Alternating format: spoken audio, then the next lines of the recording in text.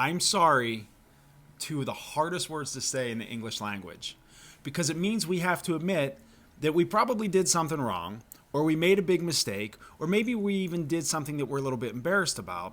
So we're afraid of saying I'm sorry because we don't know if it's going to be received, and more importantly, we don't know what's going to come back to us when we do say it because we're making ourselves vulnerable in the first place to say, hey, I made this mistake and I'm sorry. But you know what's even harder?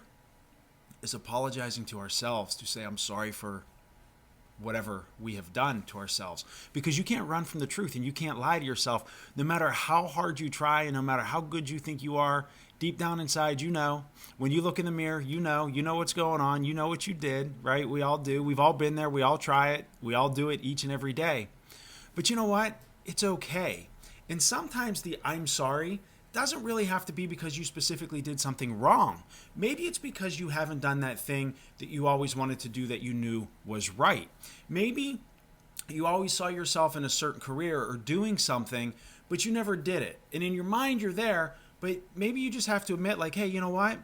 I really want to be an author, but I don't spend any time writing. Or, hey, I would really love to be in better shape, and you can see it, but you don't spend any time in the gym. And that's okay. You can look at yourself in the mirror and say, you know what? I'm sorry, Evan. I'm sorry, whatever your name is. I let you down. You know what you want to do, and I haven't followed through with it. I'm sorry.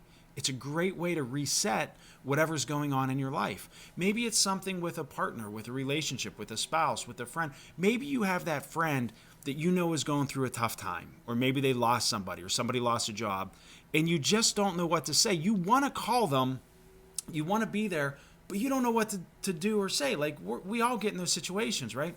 So why not let today or this weekend or be the day that you pick up the phone and say, hey, you know what? I'm sorry.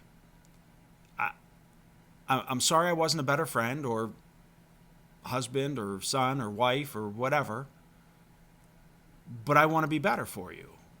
So moving forward, I know that there's nothing that I can say that might take away your pain, your hurt, your guilt, whatever. But every Friday at 5 o'clock, I'm going to call you just to be a pain, just to check in because I want you to know that I'm here for you. That could be in any area. So first you have to kind of apologize to yourself for not living up to the standards that you wish you would have been or want to be. And then that way you can reconcile that, and then you can be those things for the other people. But as long as you feel inadequate to yourself, you're never going to be able to be and do the things to other people that you want to because you just don't feel good enough because you have that feeling of lack inside of you. So saying I'm sorry might seem very simple. And people throw that around really easy, like, hey, I'm sorry. But when you think about it, you should not say it if you do not mean it. And if you say I'm sorry, then it usually means that you're acknowledging that you either did or didn't do something right. You made some kind of mistake, which is okay because we all do. But saying I'm sorry should mean A, I own that. It is my mistake.